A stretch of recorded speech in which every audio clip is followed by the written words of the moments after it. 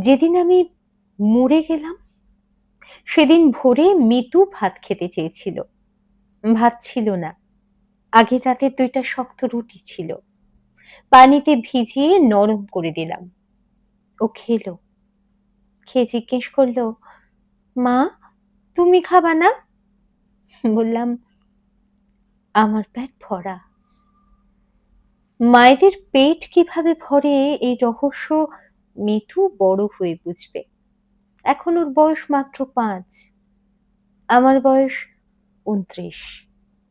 এই বয়সেই আমি একবার বউ হয়েছি, একবার মা হয়েছি, একবার ডিভোর্সি হয়েছি, আর একবার মরে গেছি।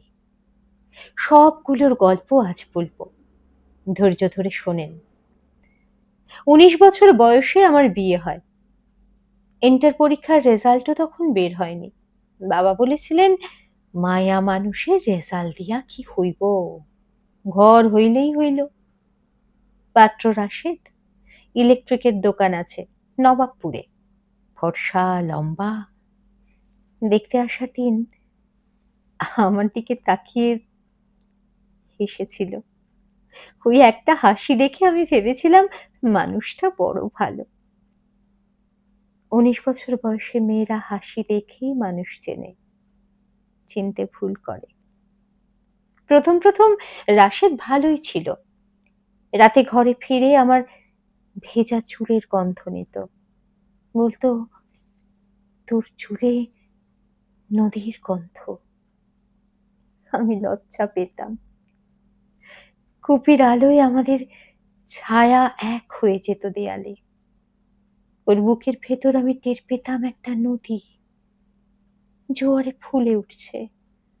আমার শরীর তখন পলিমাটি, যা বুনে দেওয়া হতো তাই ফলাতে চাইতো।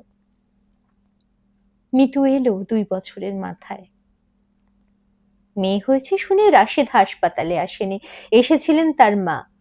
না কুঁচকে বলেছিলেন, "প্রথমটাই মায়া, কপাল।" সেদিন থেকেই সংসারটা বদলাতে শুরু করলো। নাকি রাশেদ বদলালো, নাকি ও এরকমই ছিল, শুধু আমারই চোখে পড়েনি।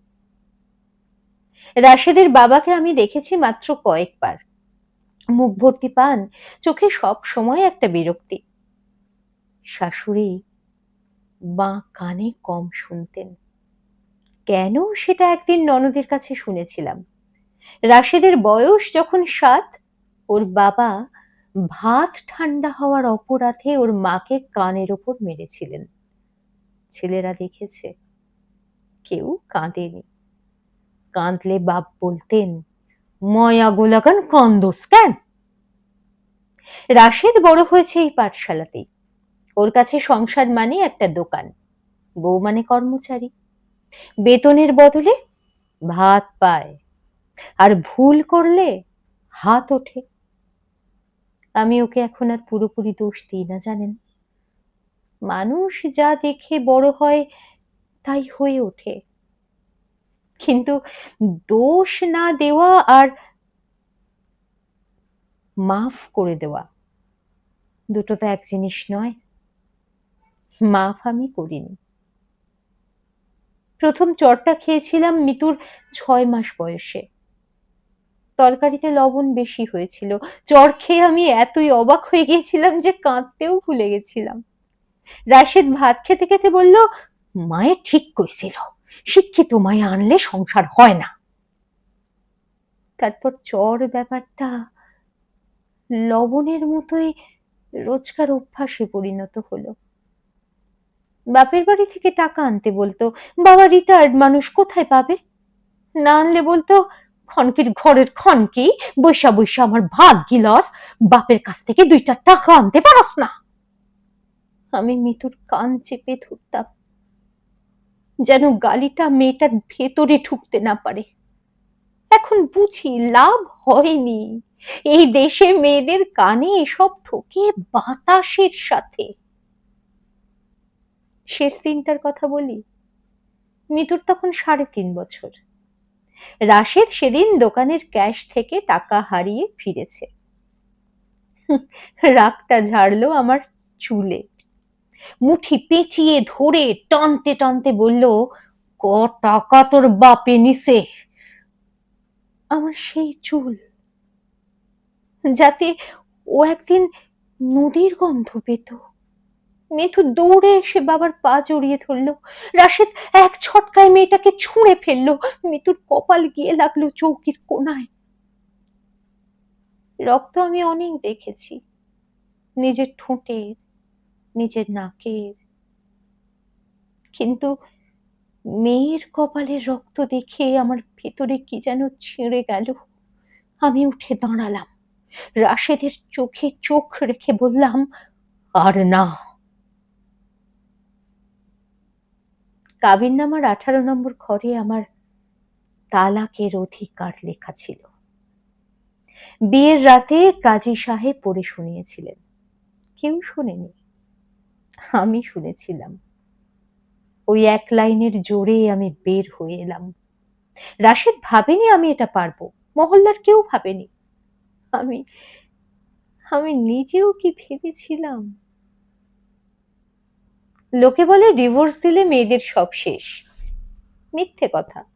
ডিভোর্সের পর মেয়েদের সব শুরু, যুদ্ধটা শুরু। প্রথমে গেলাম বাপের বাড়ি। মা দরজা খুলে প্রথম যে কথাটা বললেন তা হলো, মাইনষে কি কইবে? মানুষ, এই দেশে মায়ের চেয়ে মানুষ বড়, মেয়ের চেয়ে মানুষ বড়। ভাইয়ের সংসার তখন টানাটানির। ভাবি খারাপ মানুষ না, কিন্তু 4 কেজি চালের হাঁড়িতে 6 জনের ভাত হয় না, আমি বুঝতাম।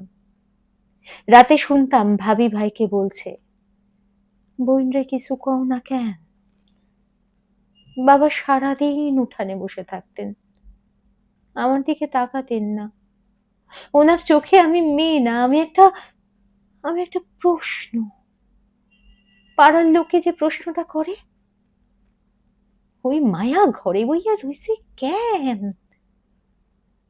2 মাসের মাথায় মা একটা সম্বন্ধ আনলেন। 55 বছরের এক ব্যবসায়ী, আগের বউ মরেছে, 4 ছেলে মেয়ে। মা বললেন, মায়া লইয়া সংসার করব, রাজি হইছে। এর চাইতে ভালো আর কি পাবি? আমি সেই রাতে মিতুকে বুকে নিয়ে ভাবলাম, আমার দাম চুকিয়ে দিয়েছে এই সমাজ। ডিভোর্সি, এক বাচ্চার মা, বাজারে আমার দর 55 বছরের দোজ বরে। রাজি হলাম না। মা কাঁদলেন, গালি দিলেন, আবার কাঁদলেন। আমি মিতুর হাত ধরে ঢাকায় চলে এলাম, সঙ্গে একটা টিনের বাক্স আর কানের দুল জোড়া। মা বাবাকে আমি ঘেন্না করি না, ওনারা নিষ্ঠুর নন, ওনারা ভীতু। এই সমাজে গরিবের ভয়টাই তো সবচেয়ে বড় সম্পদ, ওইটা নিয়েই তো তারা বেঁচে থাকে। ঢাকা শহর একলা মেয়েদের জন্য একটা পরীক্ষার হল, জানেন? প্রশ্ন কমন পড়ে না, আর পাশ করলেও কেউ সার্টিফিকেট দেয় না। বাসা ভাড়া নিতে গেলাম, বাড়িওয়ালা প্রথম প্রশ্ন করলো, সাথে পুরুষ মানুষ কে আছে? বললাম, কেউ না। মুখের উপর বলে দিল, একলা মায়া মানুষকে ভাড়া দিই না, ঝামেলা হয়।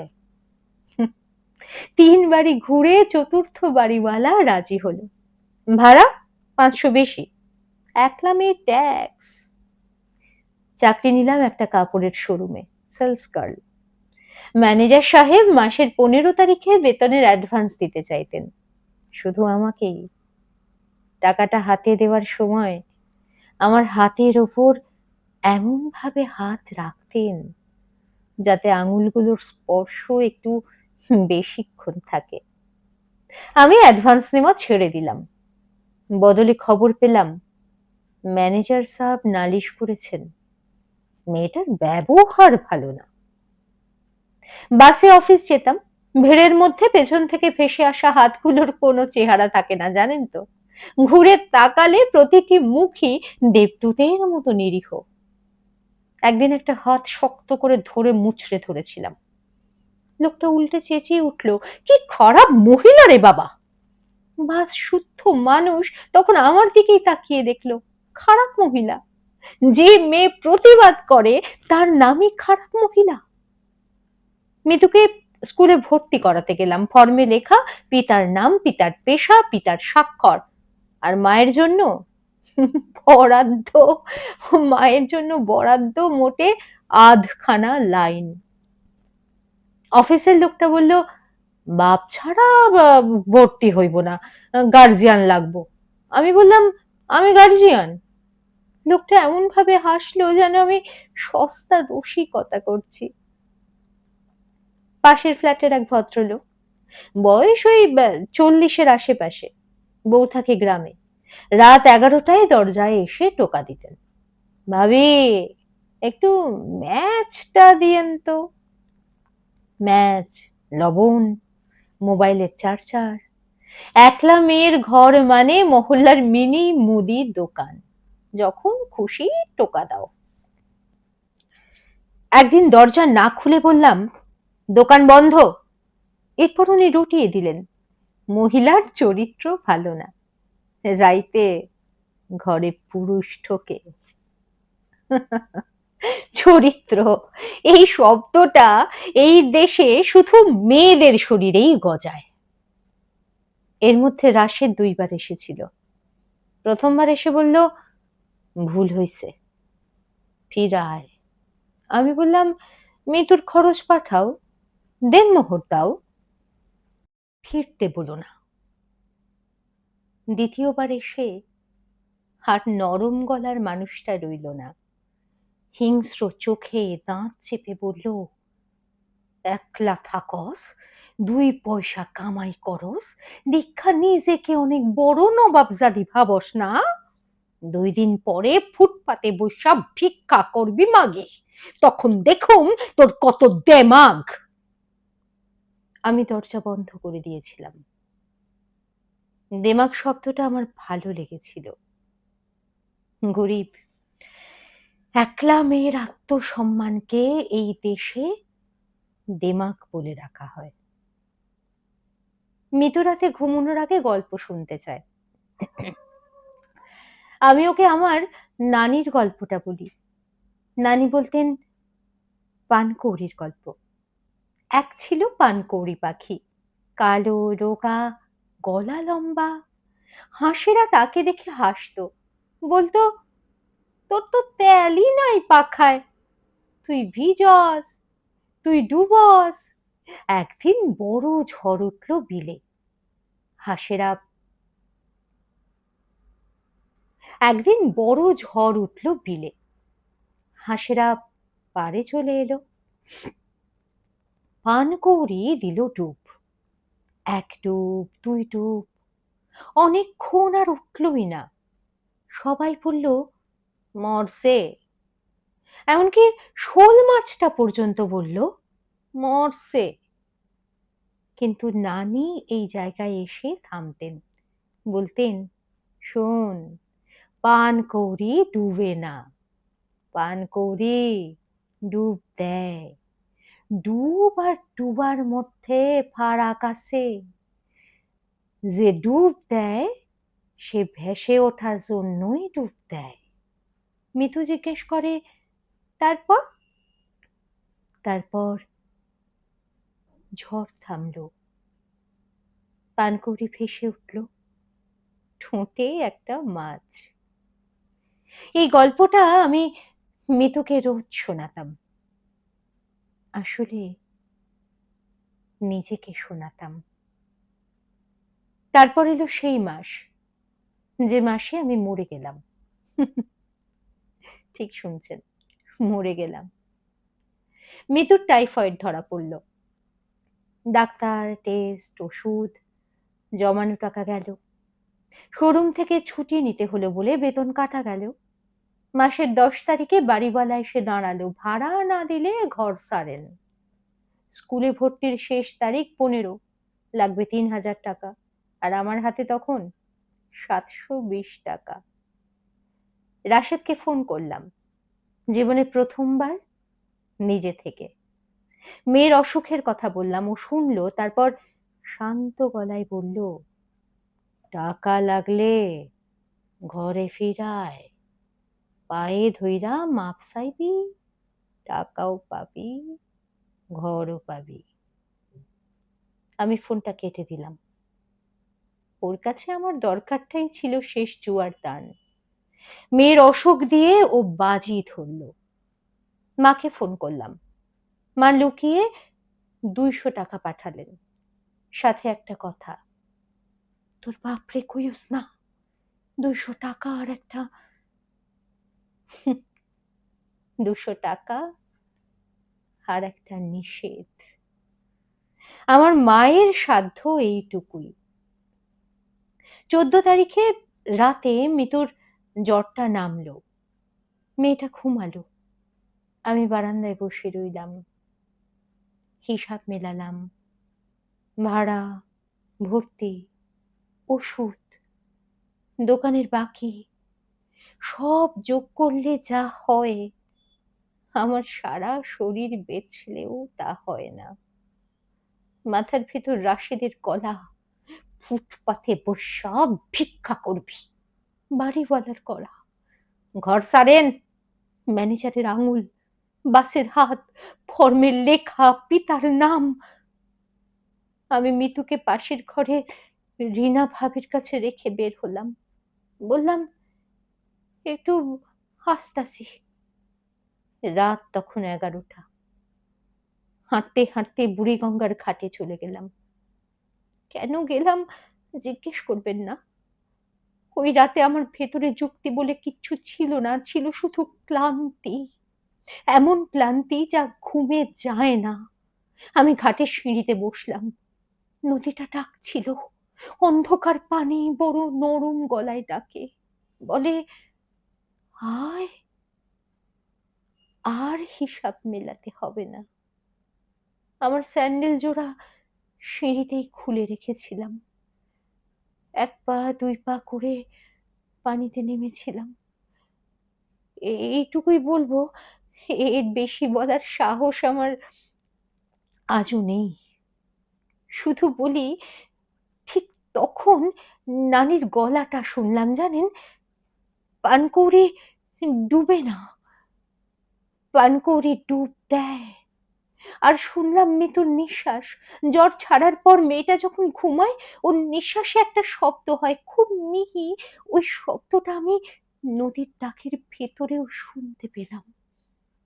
মায়ের কান বলে কথা। আমি উঠে এলাম। ভেজা শাড়িতে সারা রাত হাঁটলাম। শহরটাকে ওই প্রথম দেখলাম ভয় ছাড়া। ভোরের আজানের পরে চাঁদনি চকের পেছনের গলিতে গেলাম। ওখানে চুল কেনে, মেয়েদের লম্বা চুল। পরচুলার কারবারিরা ওজন দরে নেয়। আমার চুল ছিল কোমর ছাড়ানো, যে চুলে রাশেদ নদীর গন্ধ পেত, যে চুল মুঠি পেঁচিয়ে ও আমাকে শিখিয়েছিল, ভালোবাসা আর দখলদারি এক জিনিস নয়। কারবারি কাঁচি চালানোর আগে জিজ্ঞেস করলো, মন খারাপ হইব না তো আফা? আমি বললাম, কাটেন, মাথাটা হালকা হইলে বাঁচি। কাঁচির শব্দটা আমার কানে আজও লেগে আছে, জানেন। মুক্তির শব্দ কারো কাছে শিকল ভাঙার, আমার কাছে কাঁচির। চুল বেচে পেলাম 4,200 টাকা। ফিরে দেখি বাসার সামনে ভিড়। রিনা ভাবি উঠানে বসে বিলাপ করছে। ঘাটে নাকি আমার স্যান্ডেল পাওয়া গেছে। কে যেন রাতে আমাকে নদীর দিকে যেতে দেখেছিল, মহল্লা রায় দিয়ে ফেলেছে। ডিভোর্সি মাইয়া, আর কত সহ্য করব।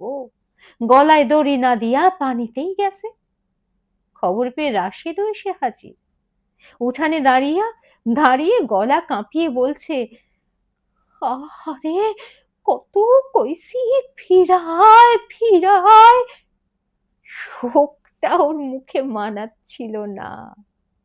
মরা বউয়ের জন্য কাঁদলে সমাজে দর বাড়ে, ও জানে সেটা।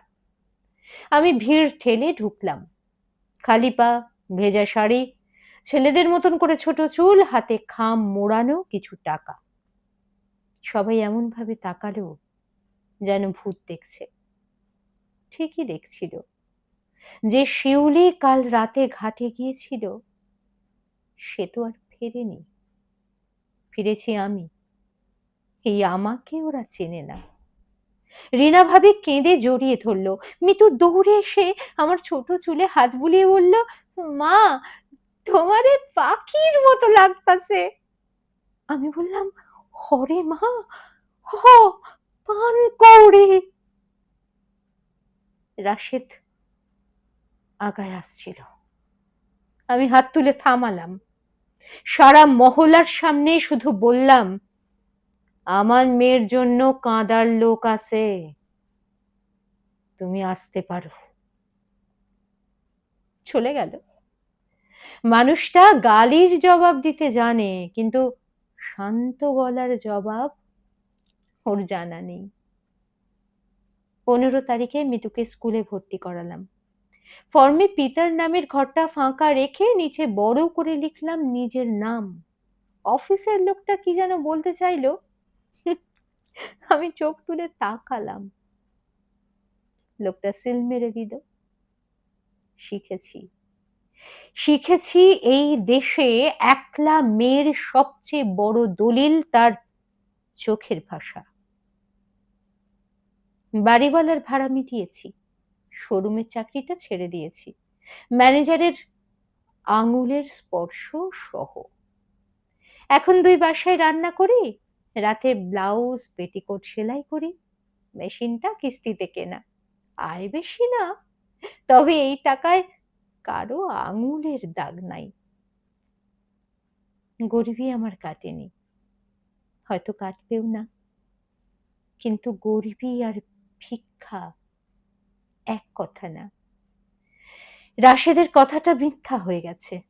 আমি ফুটপাতে বসিনি, আমি উঠে দাঁড়িয়েছি। চুল আবার বড় হচ্ছে, কাঁধ ছুঁয়েছে। এবার এই চুলের গন্ধ শুধু আমার। শুক্রবার বিকালে মৃদুকে নিয়ে সেই ঘাটে যাই, যে নদী আমাকে ডেকেছিল তার সাথে। এখন আমার অন্য সম্পর্ক। পাড়ের কাছে অল্প পানিতে নেমে আমি মেয়েকে সাঁতার শেখাই, নিজেও শিখি।